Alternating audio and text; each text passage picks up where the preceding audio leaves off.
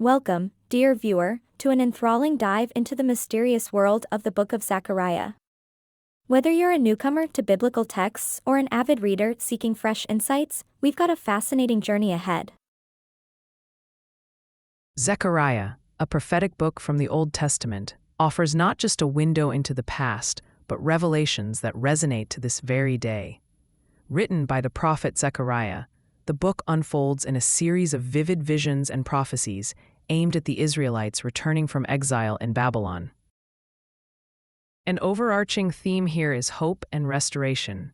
Zechariah invites God's people to envision a future filled with divine promise and messianic glory. Imagine a world where hope transforms despair, where even a vision of a simple lampstand, as detailed in Zechariah chapter 4, verse 6, symbolizes the profound truth, "Not by might nor by power, but by my Spirit, says the Lord of hosts."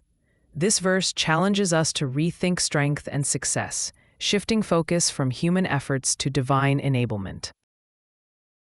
As you wander through its chapters, you'll encounter soaring imagery, angels, and even the famed prophecy in Zechariah chapter 9, verse 9, detailing the humble arrival of a king, pointing to Jesus' triumphal entry into Jerusalem.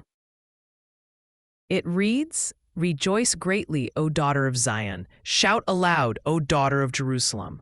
Behold, your king is coming to you. Righteous and having salvation is he, humble and mounted on a donkey."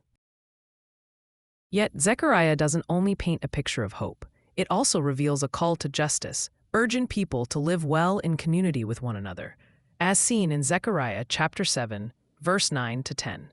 This text serves as a reminder of the essence of kindness and mercy.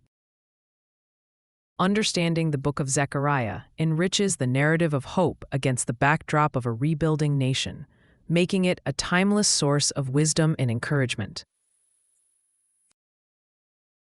As we conclude our exploration, remember, these ancient words encourage reflection and action today.